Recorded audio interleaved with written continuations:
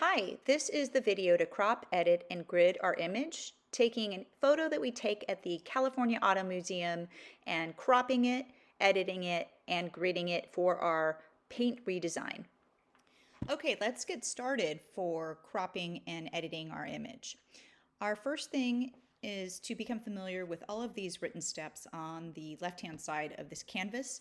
This video will go through them one at a time, but you can always refer back to those steps as you're working. I would also suggest you have this video open side by side as you're working so that you can pause and play as needed. All right, so the first step asks you to click on this link that takes you to the list of automobiles that are at the California Auto Museum. I've already gone there and I've pre-selected the 1966 Pontiac GTO. This is the image I'm going to use for this example. The next step asks you to copy and paste the image onto the canvas. So, right-click copy and paste. I'm going to make this a little bit bigger so that we can see. Then we're going to go on to cropping the image. We have to think about a couple things when we're cropping. First of all, the objective of our redesign is to redesign a close-up of an existing car. So we are not going to be painting the whole car. We are going to zoom in onto a close-up shot of the car. That's why we have to crop it. So I'm going to click the crop tool and I'm going to crop the image. I'm going to maintain a landscape orientation, which has been established by this original photograph. When I crop it, I want to be thinking about capturing an angle, a right angle of the car. So in this case, I am keeping the left angle of the front. I'm keeping GTO in the frame, and you can see the headlight is right here. There's some nice shine on the hood, but I don't want as much ground that is shown in this picture, so I'm going to raise this up and expand it to the right. That looks good.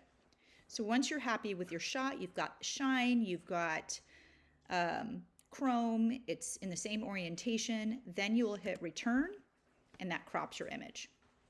So then your next step is to adjust the color. Right now this is in color format, but we need this in black and white because remember, you are going to redesign it. You are not going to paint this as the color that it is. You're going to choose a color of your choice to repaint this car as if you were a body shop owner. So you are once again going to click Format, go to Format Options, and down on the right-hand side, you'll see Recolor. You'll click on that, and there's a drop-down menu. So click the drop-down menu, and you'll see all these options. But we want to go to Grayscale, which is this one right here, not to be confused with Negative that looks similar. So when you click on Grayscale, it'll actually say Grayscale and you'll know that you've got it right. All right, so now we have a black and white image of a car, but this isn't necessarily easy to paint. Right now, everything just kind of blends together, looks smooth, but we need to create more harsh, distinct lines between each value to be able to recognize what tints and shades of paint that we need to mix. So I want you to notice down below there's a value scale. 1, 2, 3, 4, 5. And they're in these boxes. I put this visual here so that you could recognize that in your picture, you need to make some adjustments so that the colors of the car look more like sections that you could recognize by drawing around them and numbering them, 1s, 2s, 3s, 4s, and 5s. Let me make this bigger so that this is a little bit more concrete for you. All right, so in this image, I see a lot of 4s. I see some 5s. I'm not sure that I do see some 1s and a little bit of 2s. What you're going to do to make these areas more noticeable is you're going to go down to adjustments. Please do not touch opacity. But right off the bat, I am going to adjust my brightness to, let's say, 40, 50, 60 range. Let me stop it at 60. Okay. All right, so right off the bat, I can clearly see more ones. I can see more twos, fives are more clear. Okay, so that's great. But now let's play around with the contrast. This will help section them a little bit more. And I'm going to scooch on up to maybe, I don't know, let's stop at 40, see what that looks like. And this is where you can find more of precision with painting. You can see these sections a little bit more. It doesn't look like they blend as much.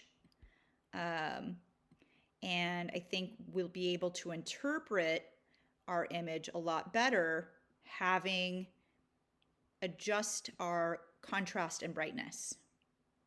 All right, so right now I have my contrast at a 10. I'm going to bring it up to maybe 15. Let me play around a little bit more with my brightness. And I'm liking this. So I'm going to keep it at a 70 and then maybe bring my contrast up to about 25. And that looks good. Okay. Now I can see that there are different sections. I see some gradients, but I can see the differentiation between my 1s, 2s, 3s, 4s, and 5s. All right, so that will probably take you the most time. Okay, so next what I want to do is, I have something here I don't want. Now I'm going to resize my image. So I'm going to click back on the image, and we need our image to be 6.5 by 4 or 4.5 by 6, depending on if it's landscape or portrait. In this case, it is landscape. So my width is going to be 6 inches and my height is going to be 4.5. If it was portrait orientation, it would be the opposite. All right, now that we're done with our size, now we are going to add a table over our image so that it is a grid.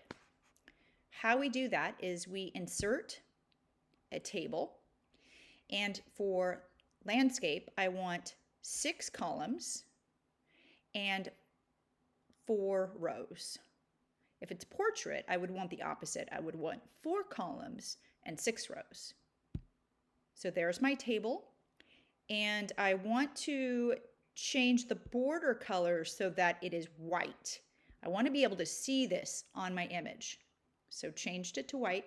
Now I'm going to drag it over my image and resize it so that it fits perfectly over our image. Okay, boom. Now we have it gridded. The last step that I want you to take is to go ahead and get the original picture of your image, copy it, and then just paste it on the stock. And it can be anywhere, but what I want you to have is the gridded version and also the original version for comparison. I'm just noting that this table could be adjusted a little bit more. So make sure that your table is on there perfectly.